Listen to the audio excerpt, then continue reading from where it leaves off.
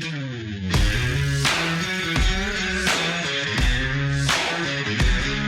well-regulated militia being necessary to the security of a free state, the right of the people to keep and bear arms shall not be infringed. Welcome to another edition of Bearing Arms, Cam and Company. My name is Cam Edwards. Glad you're with me on the program, and looking forward to having our conversation with Joe LoPorto, NRA-ILA representative for New Hampshire here in just a second, among other states, I should mention.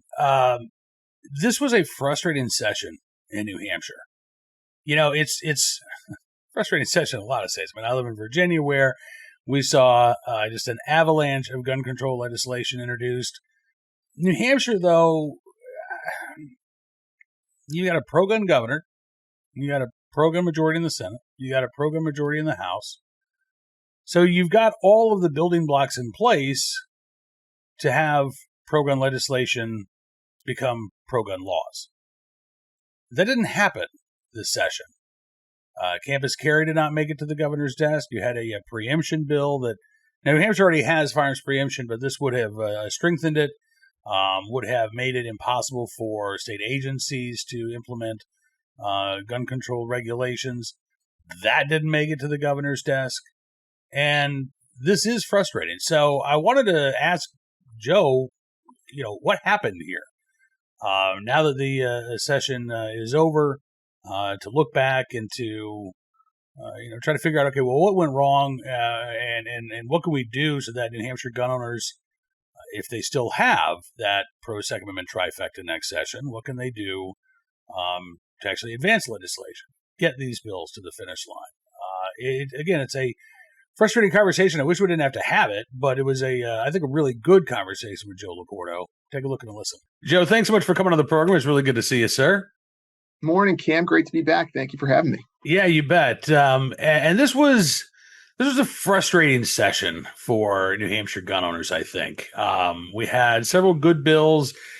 We have a pro-gun legislature. I think it's fair to say that is the case. And yet we saw both campus carry and this bill that would sort of add to the state's preemption law. Neither one of those bills made it across the finish line this session. So can we talk about what happened, Joe?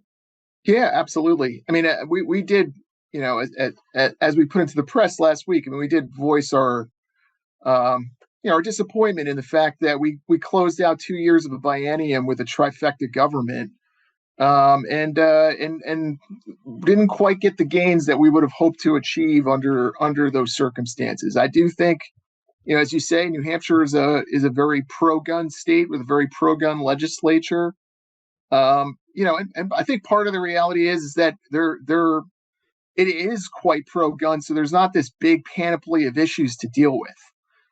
We did, however, circle up some legislative priorities that deal with the residual issues that in a place like New Hampshire, right? We circled up some distinct policy areas that are impacting people negatively in an otherwise pro-gun state. And those two bills that you mentioned, HB 609 and HB 1793, those bills are intimately tied together, right? It is a pro-gun legislature. So, for example, there's no statute in New Hampshire that regulates certain types of conduct. The legislature just simply wouldn't pass such a thing.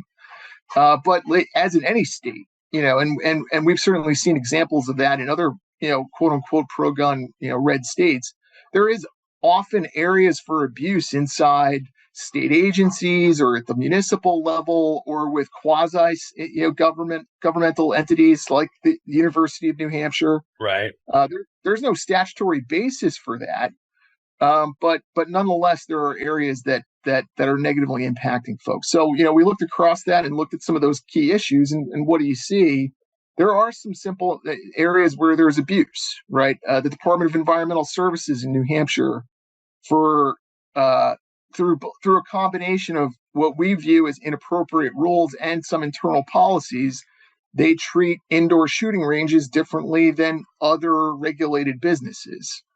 Not because of statutory authority, but just because there's room for discretion inside these enabling statutes that allows agencies like that to get away with those things. And that is a prime time example. There could be a perfectly proper reason to do something differently as it relates to an indoor shooting range. But if it's allowed to happen at just the discretion of a bureaucrat, you can see the obvious areas for abuse with that. Similarly, there's a lot of state agencies that, through internal policy making, which completely escapes the rule and statutory framework of the state, that regulate, for example, employee conduct. So famously, and it came up a lot during discussion on the bill in committee hearings, there's plow drivers working in the middle of the night in New Hampshire that, through internal policies, are unable to protect themselves. And then finally, and obviously the biggest and most contentious part of this is the University of New Hampshire, the community college system of New Hampshire, through just their own internal policy making, restricts the rights of both students and faculty to carry on campus, despite the fact that there's no statutory authority for that at all. There's no state law that prohibits that. And so it's sort of in contravention of the statutory intent as it relates to those kinds of places. So despite the fact that we are a very pro-gun state, we have areas where, we're creating gun-free zones with no statutory basis. We're regulating employee conduct despite the fact that there's no compelling public safety objective.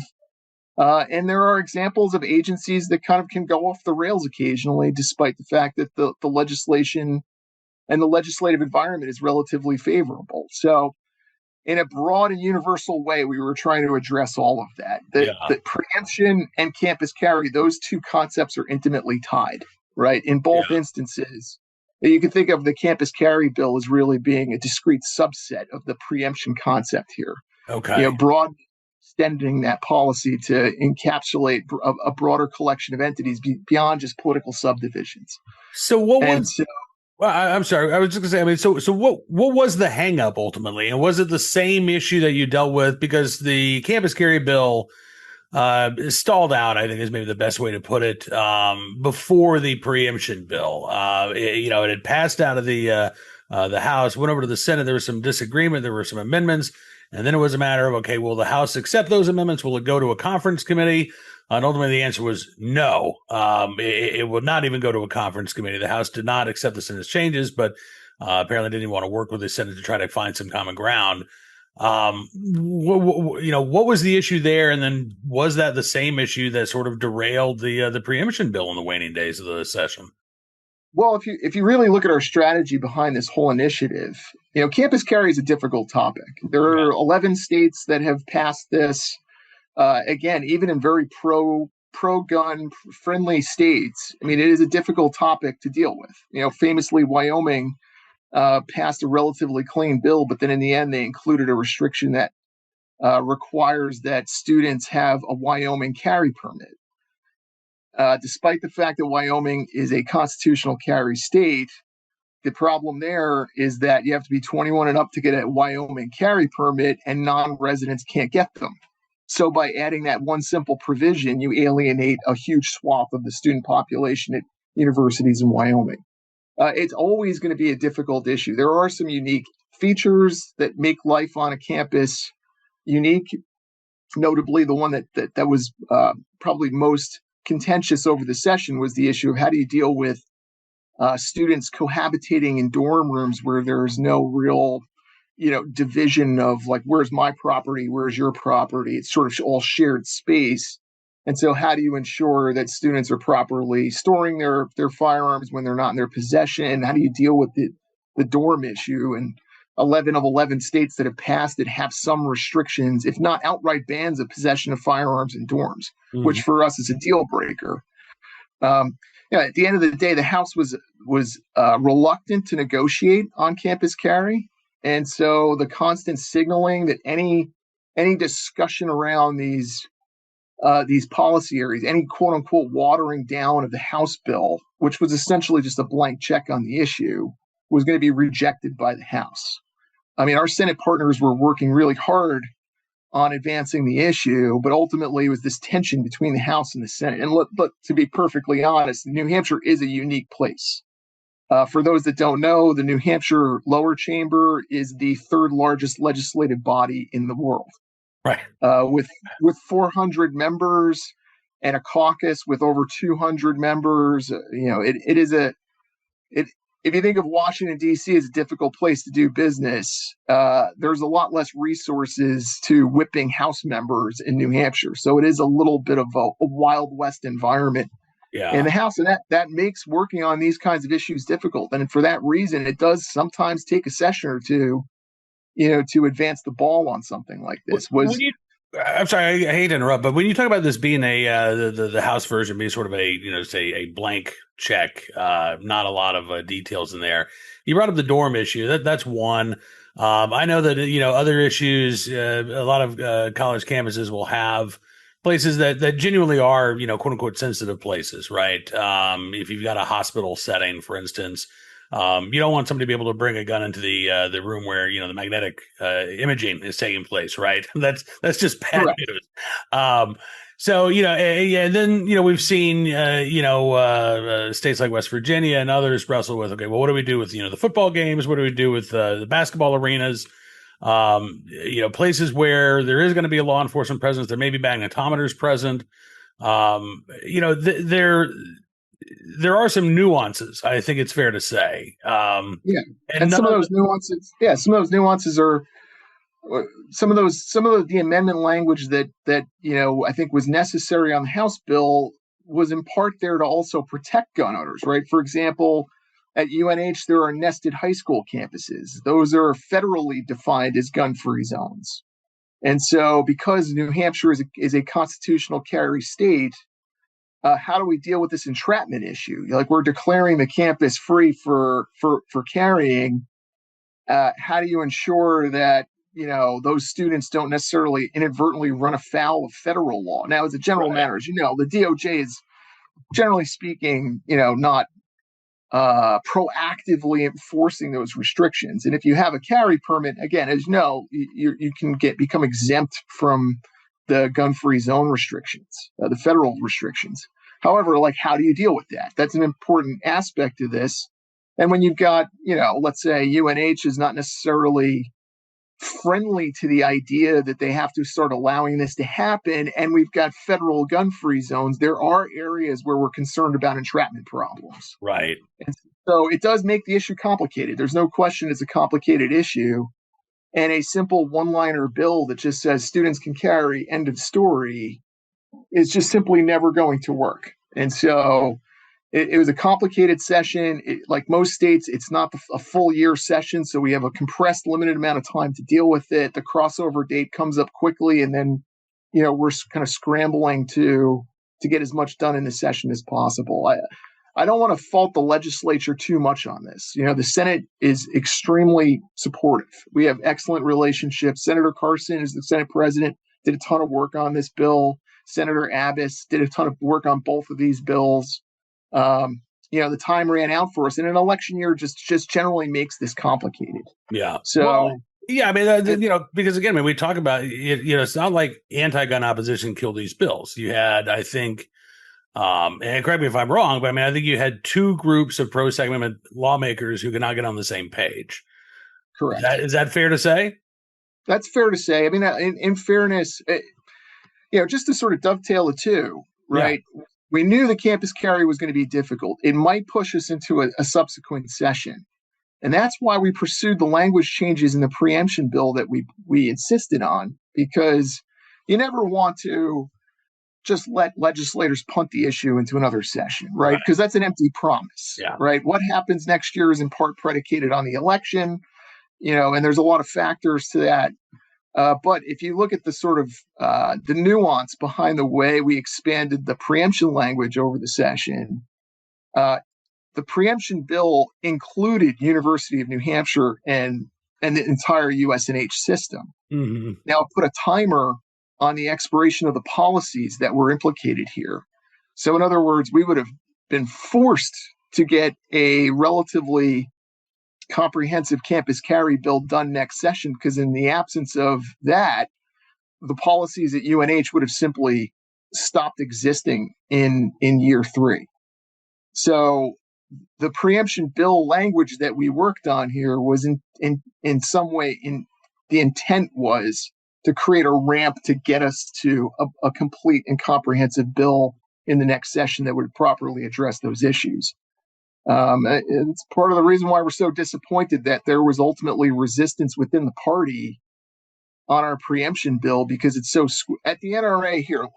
I think the difference is our goals are to promote good policy. And in order to promote good policy, it needs to have two things critically. It needs to properly address the issues, and it needs to be something that can endure and survive legal challenges. Yeah. Right. We're not the anti-gunners. Right. That is what Giffords in every town does. They write nonsense on paper, pass it, with a Democrat caucus that just simply doesn't want to do the work and is just willing to carry water for those organizations, regardless of what they write. We see that with some of these quote unquote machine gun conversion device bills. Some of those are so poorly written. We've made the point, in Senate and House hearings on those bills, that the way this bill is, regardless of our position on the issue, the way this bill is written, no prosecutor can enforce this. They frankly don't care, right? They just don't care. Their goal is to score brownie points in public and not affect good policy. Yeah. And our view is different on that. We need good policy, and that's our goal in everything that we do. So with the preemption bill, I know that the Attorney General had come out and said, "Hey, don't vote for this." Again, Attorney General said, "Well intended," but thinks it would, create more problems than it would solve. You'd have because this would have left the legislature. Well, first, it would have been up to like a committee to go through the rules for all of the state agencies, right, and get rid of the ones that violated our Second Amendment rights, make sure that they were in compliance with preemption. Frankly, I don't necessarily agree with the Attorney General's position on that this would, create more problems. I think this is how you solve problems. But, the bottom line is this bill, too, did not make it to the finish line. As you say, we've got elections coming up in November. I think I don't want to read too many tea leaves, but I feel pretty confident that the state Senate is going to stay in Republican hands. You talk about the House being as large as it is. You can see some pretty wild vote swings in any given session. So, knock on wood, you still have a pro-gun majority next year. Is this if you still have Republicans in control? Let's say you got a Republican trifecta again. Have you started thinking about, okay, what can I do here to get these lawmakers on the same page, or at least in the same room? To start talking about these things and to hash out the differences so that we can come up with a bill that, as you say, improves policy, is going to withstand a legal challenge, and again, ultimately will be beneficial to the exercise of our Second Amendment rights. Well, I mean, the work that we left here in the session it's not the end. This is merely the beginning. We evolved the policy over the course of the session. The fact that we're moving into the next it doesn't mean that the work that we did in this session is over. As with everything, it's about building consensus and unifying a caucus, and you have to start taking steps in that direction to try to find where those areas of contention are. As they say, like you're over the target when you start getting flack. Right. And we started getting flack from every direction on this. And obviously, we're a little disappointed with the Attorney General. Generally speaking, this administration is a fairly pro-gun, legislation. Kelly Ayotte's been a strong defender of the Second Amendment. And even the Attorney General has done favorable things. But if you read his letter, part of their opposition was, well, we are a pro-gun administration, and this flexibility that we currently have gives us the opportunity to do nice things for gun owners. And that, in fact, is the entire problem and the point of our legislation, right? At the end of the day, our rights should not be subject to the policy preferences or whims of a given bureaucrat. And we publicly responded to the Attorney General. So is it uncommon for division heads to want to defend their turf when we're dealing with these kinds of issues, even a relatively favorable administration? Yeah, that's certainly possible. And as we saw here, there was some dispute. The Senate read that letter from the Attorney General and they voted accordingly. The House was a little more divided, so that's clearly an issue that we need to work on in the next session. Yeah. What can New Hampshire gun owners be doing right now, Joe? I mean, first of all, I think it's true for gun owners across the United States. We really need to be paying close attention to these elections and making sure we're getting to the polls in November. there's been a lot of discussion over the session of what NRA does or doesn't do as it relates to the election. And let me clear the air on that. There are no passes from the NRA. At the end of the day, we're going to look at the voting records of all of these members, both House and Senate, and all participants. And whether it's a bill that we supported or sponsored or not, if it touches the Second Amendment, we're going to reflect that in voting records. And so our goal is to try to educate folks on where the weaknesses are in the legislature and get them to vote accordingly. I think there is also in states that are perceived to be safe, there is a degree of recalcitrance amongst gun owners. You think like, oh, I don't have to worry about this. And I think everyone in the country should be taking note of exactly what happens when things go the wrong way. If we look at Virginia, give them 30 days in office and look what they'll do. If you think you're safe because my perception is that we've got a favorable legislature, or my perception is, well, the Senate's likely to retain its position in the election, I would caution and warn everyone out there: don't get lazy in this election. This is going to be a tough, a tough midterm for governors and legislatures across the country, and no one is safe. Yeah. So we need to be more proactive now than I think we ever were in the past. I think you're right about that. And as a Virginian, I will tell gun owners and friendly states like New Hampshire, you're exactly right, Joe. Things can turn on a dime, and if the anti-gunners are in a position to change the gun laws, they're not taking baby steps right now. They're doing everything they can to completely revamp and overhaul a state's gun laws. We went from a state with pretty good gun laws. We didn't have permitless carry. We had permitless open carry. That was one of the few things that was actually left untouched this session. But, we saw 13 major gun control bills signed into law by Governor Abigail Spanberger. There were a number of others that were sort of left on the table. They're going to come back next year. They turned Virginia from a pretty good state into South New Jersey or New York in a matter of months. There truly is no middle ground. Yeah. And another issue that we encountered in the session was some contention between some of the quote unquote pro-gun groups in the state, and it's actually an issue that the weekend prior, we were all at the New England Firearms Advocacy Conference. Mm-hmm. And so myself and Bill Sack from Second Amendment Foundation, we sort of sat on a panel discussing, how national organizations work with state organizations. And I think the gist and the tone of that panel was really that, we need to be better coordinated. We don't see Giffords and Everytown and Bloomberg sponsored organizations in tension with each other, right? Our opponents are never at each other's throats. Our opponents are exceptionally well coordinated and synchronized on the issues. Oh, yeah. And at the state and national level, we can't be breaking ranks on critical stuff like this. And I think that was in part a failure here. Yeah. And another reason why we had a squandered biennium. But our work doesn't end. We'll be back next session. We've got, as you say,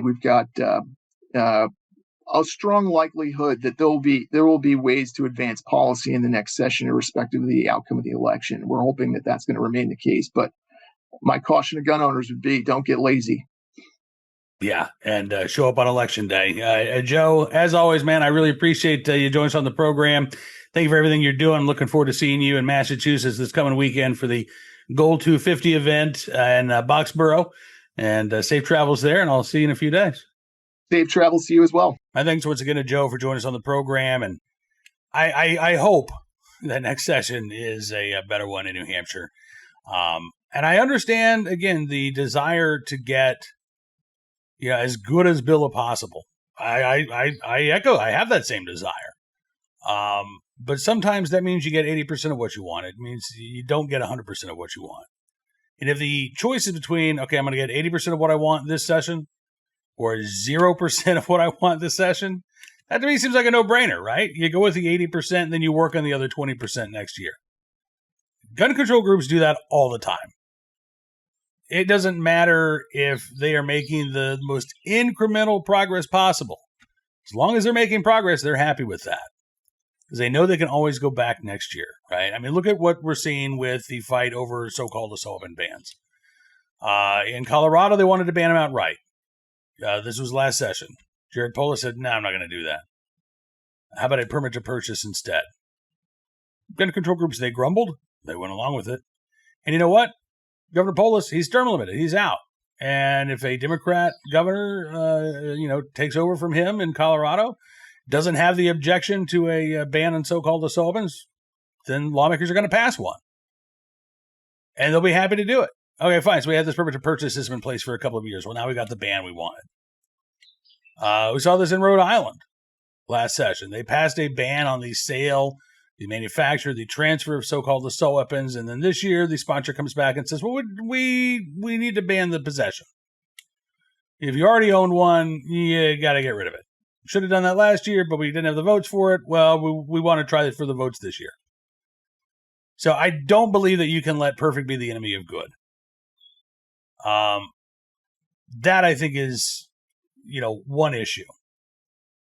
And, another issue is, I don't know if this is specific. In fact, I don't even know how big an issue this was in New Hampshire. Certainly the Attorney General coming in and saying, hey, you should vote against this measure. That doesn't help. But as we've seen in Florida, sometimes you're going to have leadership that does not want to lift a finger to pass pro-Second Amendment legislation. I don't think that was the issue in New Hampshire, but it is an issue that folks living in pro-Second Amendment states do have to deal with. And again, it goes back to the importance of elections. Electing people who will, it doesn't matter if they've got an R or a D behind their name. If they're not going to stand up for your Second Amendment rights, we don't want them, right? We want politicians who are going to support our right to keep and bear arms, are going to fight to advance and secure our right to keep and bear arms. And it sounds like we could use a few more of those, not just, willing to say they are Second Amendment supporters, but willing to put their money where their mouth is, not just in New Hampshire, but again, states like Florida. Thank goodness we've got Attorney General James Uthmeyer, who is doing a fantastic job of doing what the legislature will not. Hopefully we'll be talking, by the way, with the Florida Attorney General in the coming days here on Bearing Arms Cam and Company. All right, right now let's turn our attention to today's Armed Citizen story, our good deed of the day, and our recidivist report. We'll start there with a case out of Lewiston, Maine. I actually wrote about what's going on in Lewiston for Bearing Arms earlier today. Lewiston and the mass shooting there in 2023, that was the impetus for all of the gun control laws that we've seen pass in Maine since. The red flag law, the passed via voter referendum, waiting periods, expanded background checks. None of those would have passed, I think, were it not for the mass shooting in Lewiston.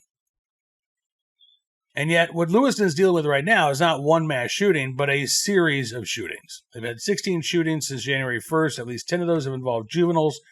In May, there were 27 individuals arrested for firearm-related crimes. 20 of them were underage.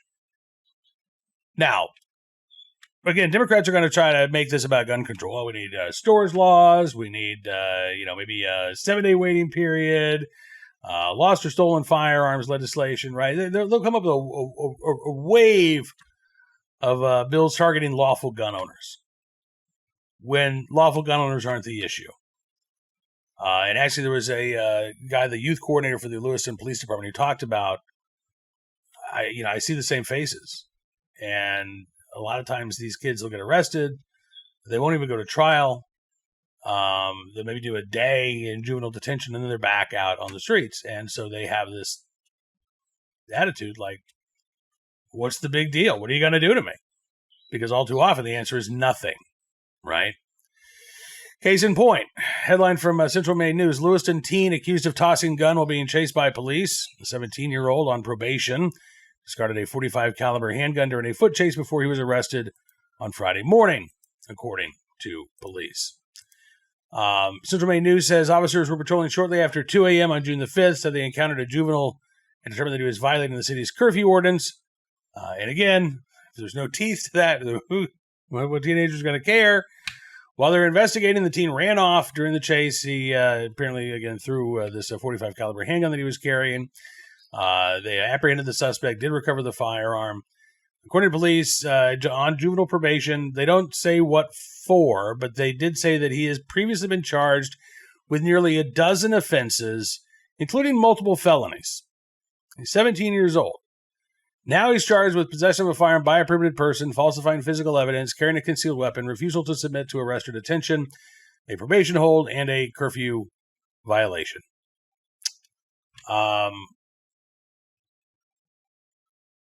This is exactly what the youth coordinator for the Lewiston PD was talking about. An individual who's well known to law enforcement, nearly a dozen offenses that he's been charged with, multiple felonies, and yet he's on probation at 17.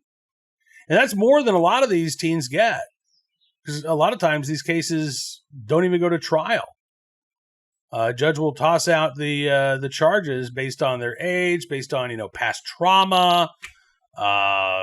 Basically, they didn't know what they were doing, so they can't be held accountable for their crimes.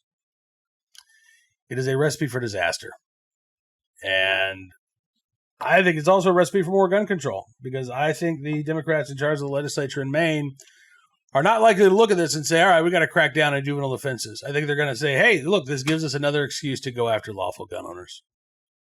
And I think we're going to see a lot of that coming up next session in Maine.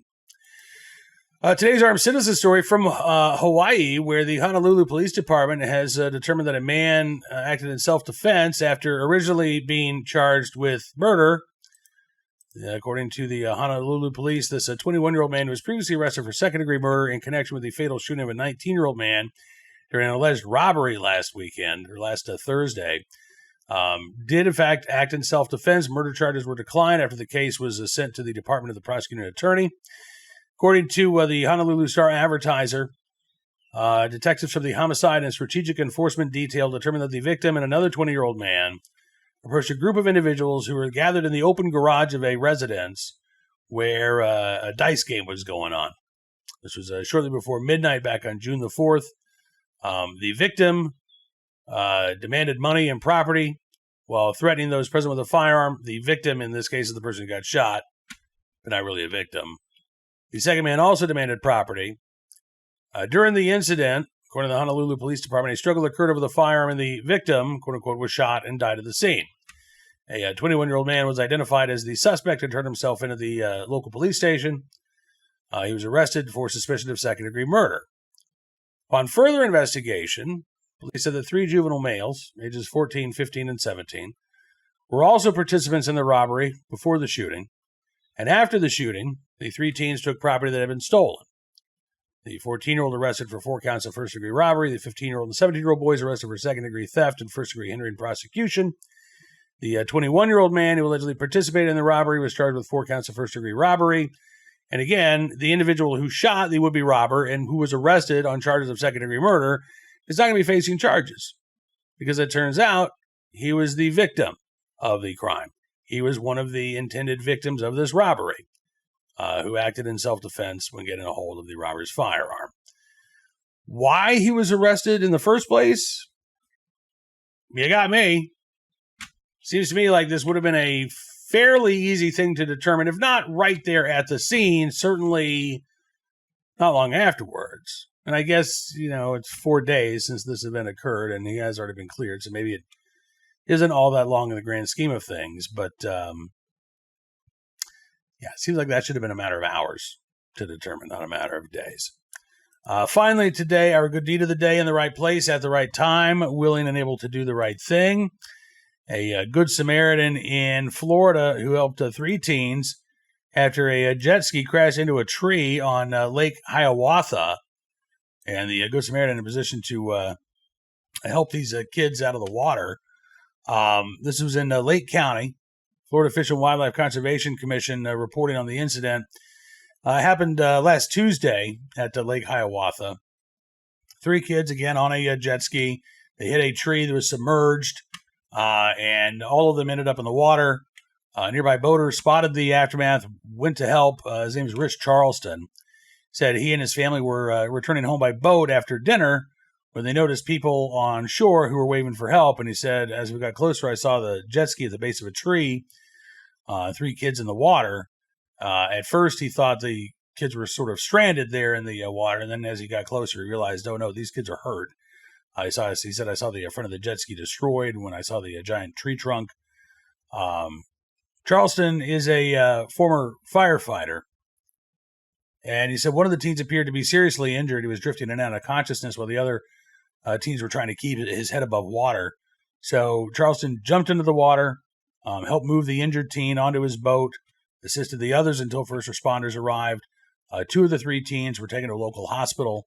One was later released with a broken leg. Another remains hospitalized, but is improving and is expected to recover.